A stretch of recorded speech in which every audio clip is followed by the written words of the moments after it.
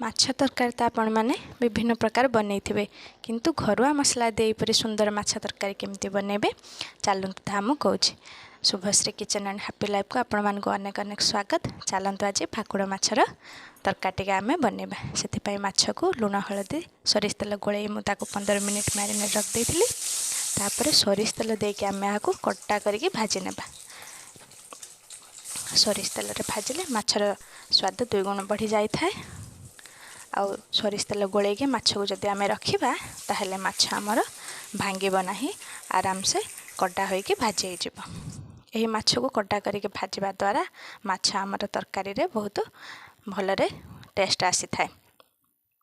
ତ ମାଛକୁ ଏହିପରି 2 ପାଖ ନାଲି କରିକି ଆମେ ଭାଜି ନେବା। ଭାଜି ସାରିବା ପରେ ତାହାକୁ ଆମେ କ'ଣ କରିବା ନା ଗୋଟିଏ ପ୍ଲେଟ୍କୁ ଖୋଲି ନେବା। ଦେଖନ୍ତୁ ଏହିପରି ଭାବରେ ମୁଁ ପ୍ଲେଟ୍କୁ ଖୋଲି ନେଇଛି। ଏଠାରେ ମୁଁ 1/2 କେଜି ମାଛ ନେଇଛି।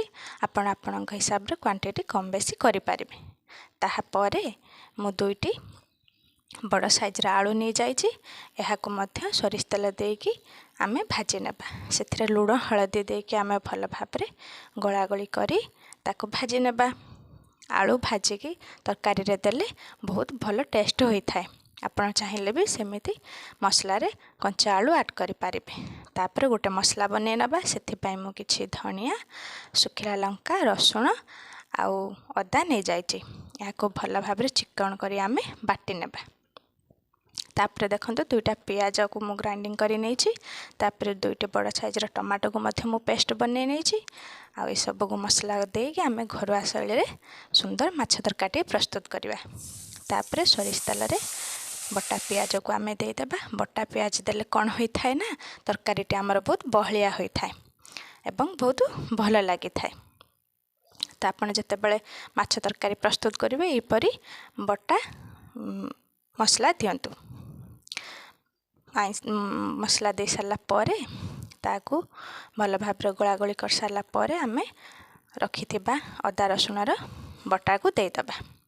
ଏହାକୁ ଭଲ ଭାବରେ ଗୋଳେଇବା ଯେତେ ପର୍ଯ୍ୟନ୍ତ ତା'ର କଞ୍ଚା ସ୍ମେଲ୍ ନ ଯାଇଛି। ମସଲା ଭଲ ଭାବରେ ହୋଇଗଲା ପରେ ସେଥିରୁ ତେଲ ଛାଡ଼ିଲା ପରେ ସେଥିରେ ଆମେ ଦେଇଦେବା ଟମାଟୋର ପେଷ୍ଟ। ଏହାକୁ ଭଲ ଭାବରେ ଗୋଳାଗୋଳି କରିବା। ସେଥିରେ ରଖିଥିବା ସମସ୍ତ ଗୁଣ୍ଡ ମସଲା ଗୁଡ଼ିକ ଦେବା, ଲୁଣ ହଳଦୀ ଦେବା। ଦେଇସାରିବା ପରେ ବହୁତ ଭଲ ଭାବରେ କଷିବା। ମସଲାର କଷା ଉପରେ ହିଁ ଆମର ତରକାରୀର ଟେଷ୍ଟ ନିର୍ଭର କରେ। ତ ଦେଖନ୍ତୁ ଏଠି ସବୁ ମୁଁ ମସଲା ନେଇଯାଇଛି। ତରକାରୀର କ୍ୱାଣ୍ଟିଟି ଅନୁସାରେ ଆପଣ ଆପଣଙ୍କ କ୍ୱାଣ୍ଟିଟି ଅନୁସାରେ କମ୍ ବେଶୀ କରିପାରିବେ।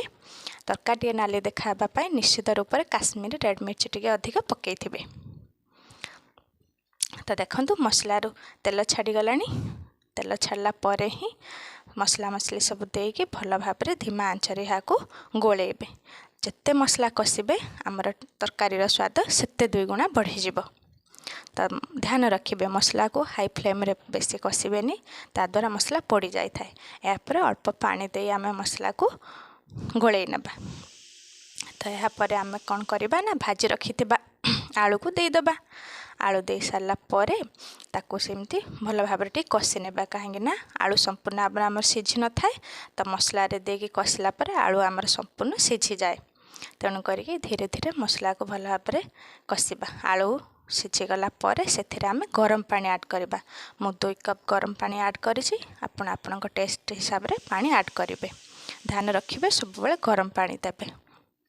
ତ ଗରମ ପାଣି ଦେଇ ସାରିଲା ପରେ ଆମେ ତାକୁ ହାଇ ଫ୍ଲେମ୍ରେ 5ରୁ 7 ମିନିଟ୍ ପର୍ଯ୍ୟନ୍ତ ଢାଙ୍କୁଣୀ ଦେଇ ଫୁଟିବା ପାଇଁ ଛାଡ଼ିଦେବା। ତ ଦେଖନ୍ତୁ ଆମର ତରକାରୀ ଫୁଟିଗଲାଣି। ଏହା ମଧ୍ୟରେ ଆଳୁ ବି ଆମର ସମ୍ପୂର୍ଣ୍ଣ ସିଝି ସାରିଛି। ଏହାପରେ ରଖିଥିବା ଭଜା ମାଛ ଗୁଡ଼ିକୁ ଆମେ ସେଥିରେ ଦେଇଦେବା। ଭଜା ମାଛ ଗୁଡ଼ିକୁ ଦେଇ ସାରିଲା ପରେ ଆମେ କ'ଣ କରିବା ନା ତାହାକୁ 5 ମିନିଟ୍ ପର୍ଯ୍ୟନ୍ତ ମିଡ଼ିୟମ୍ ଫ୍ଲେମ୍ରେ ଫୁଟିବା ପାଇଁ ଛାଡ଼ିଦେବା। ଫୁଟି ସାରିଲା ପରେ ସେଥିରେ ଆଉ ଟିକେ ଅଧିକ ଟେଷ୍ଟ ବଢ଼ିବା ପାଇଁ କଞ୍ଚା ଲଙ୍କାକୁ 4-5ଟି ଚିରିକି ତାକୁ ଦେଇଦେବା। ଆଉ କଟା ଟମାଟୋକୁ ଦେଇଦେବା। କ'ଣ ହେବ ନା ଏହାଦ୍ୱାରା ଟେଷ୍ଟ ଅଧିକ ଭଲ ହେଇଯିବ। ତାପରେ କାଟି ରଖିଥିବା ଧନିଆ ପତ୍ରକୁ ଆମେ ଦେଇଦେବା। ଆଉ 5 ମିନିଟ୍ ପର୍ଯ୍ୟନ୍ତ ଲୋ ଫ୍ଲେମ୍ରେ ତାକୁ ଦମ୍ ଦେବା। ଦେଇ ସାରିଲା ପରେ ସେଥିରେ ଭାଜି ରଖିଥିବା ଜିରା ଗୁଣ୍ଡ କିମ୍ବା ପ୍ୟାକେଟ୍ ଜିରା ଗୁଣ୍ଡ ଦେଇଦେବେ। ତାପରେ ଆମର ରେଡ଼ି ହେଇଯିବ ଭାକୁର ମାଛର ଝୋଳ। ଯଦି ମୋ ଭିଡ଼ିଓଟି ଭଲ ଲାଗିଥାଏ ତାହେଲେ ପ୍ଲିଜ୍ ଲାଇକ୍, ସେୟାର ଏବଂ ସବସ୍କ୍ରାଇବ୍ କରନ୍ତୁ।